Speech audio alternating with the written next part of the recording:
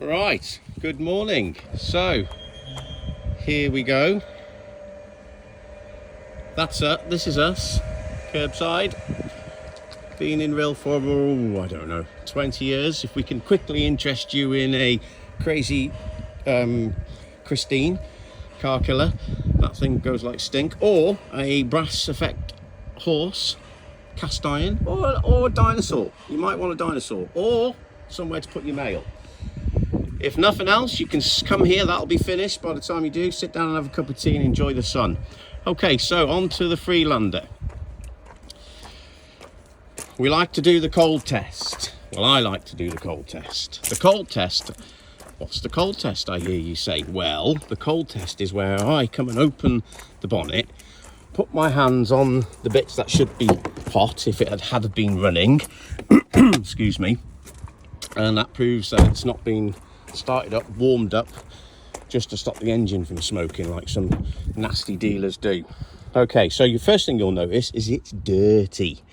Yes, it's an engine. It's not your dinner plate. It's not supposed to be jet washed and cleaned, so it sparkles. The only time that these engines should be clean is when they're brand new. You're not supposed to jet wash them because you have lots and lots of electrical components here which are very flimsily made. They're not watertight. You have things like your ECU, which is basically your laptop. So if I said to you, oh, your laptop's looking a little bit dirty, let's throw it in the dishwasher, well, you're going to say no, aren't you? Because it's going to break it. So down here is the hot bits. Everything is nice and cold. I'll put my hand on it, not burning me to death. So that's a good sign, isn't it? There we are. Right. So let's start her up first of all, and we'll do the engine start up, and then we'll go around the bodywork and the interior, make sure she's happy. Alrighty, so key goes into there like so. Rub the dash, tell her she's a good girl. Straight up. Bonnet open. Well, that's good news because the bonnet is open. So we've got 128,835 miles, which for anybody who knows is pretty much nothing for one of these. This is a really high spec one, isn't it? So auto lights, automatic wipers, cruise control, obviously electric windows all the way around. So we'll check them. A lot of these things, well, all of these things are really checked on PDI. I know a lot of people like to come and check them themselves, but there's very little point because we do them ourselves.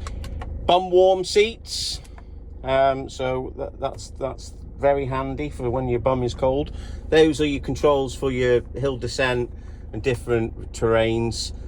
They all work, because if they didn't work, there'd be an error up here saying they didn't work, so we know that they're working. Navigation system, which I don't know how to bloody work. Is it push screen on this bloody thing, or is it doodly do? Oh, I don't know. Oh, we are. Yeah, it is push screen. There you go. Yeah, the navigation's there. Look, I can never work a computer. I've got fingers that for some reason. Oh shit! Now I've turned it off.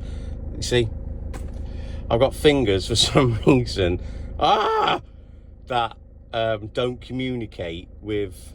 Why won't that come on? Home. Are we home? Oh, I don't freaking know. It works there. Why doesn't it not work there then? We've got on auto dimming. That's right. Okay, that's settings. There must be a frigging button around here somewhere. That's just normal button. Menu. Exit. No, that's that, is it? Oh, clock. Oh, I haven't got a clue.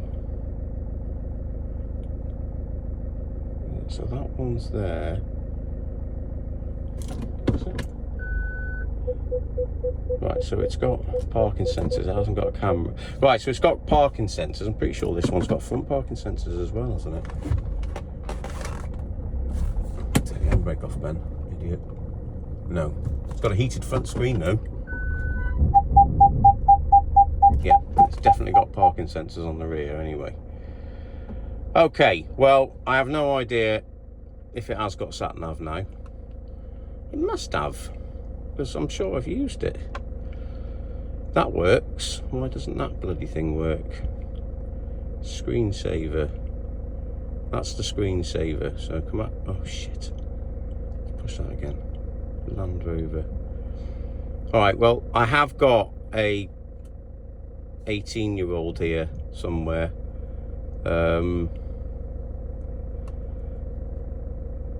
That'll be able to work that. FM digital AM. So it's got DAB stereo.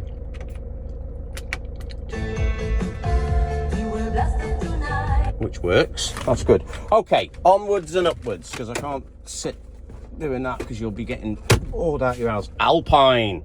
Woo! Used to put them in me Ford Escort Mark III. Yeah, and didn't I think I was the dogs? Never mind. Right, okay, so interior. Rather unusually, thankfully, none of this is damaged, which is great, because usually that's where they split. And this one's still in pretty good condition, so that's a good start. So the interior is very clean and intact, so that's nice. Now, Land Rovers, these particular Land Rovers are usually very, very reliable. I've been a mechanic for 30 years now, long before these Land Rovers were even thought of. Missing a partial shelf.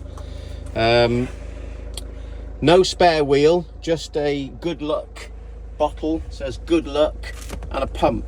I'm not sure if I've got a Land Rover spare wheel. I might have one. I say I might have one that I could give to you. There are a couple of little marks on the boot from previous people getting things in and out, and there is a free spider from North Wales. He will speak Welsh, so do not try to communicate with him with any other language.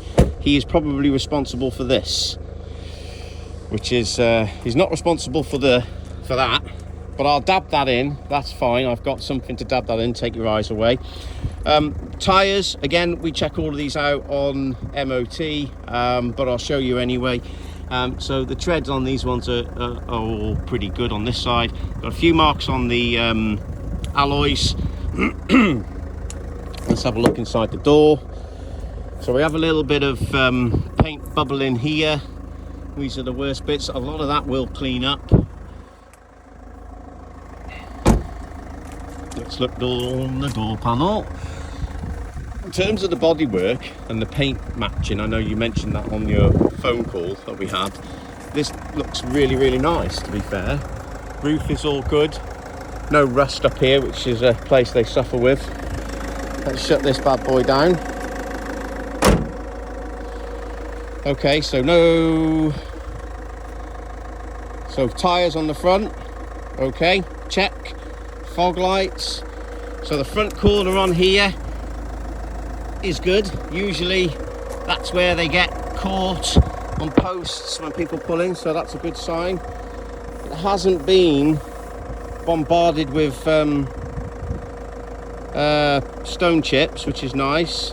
There's one there which I can touch in, and there's another one there and there, I think, but only very superficial and minor. Headlights good, grille good. So let's look down this side for any nasty car park dings. No, that's looking all good and clear to me. Let's check this back door as well. There's a little bit of a chip there I'll touch in, and you can see a little bit of bubbling in the paintwork there, and a little bit of loss of lacquer there as well. So that would be the worst of it. It's a 2011, or was it 2011 61? Yeah.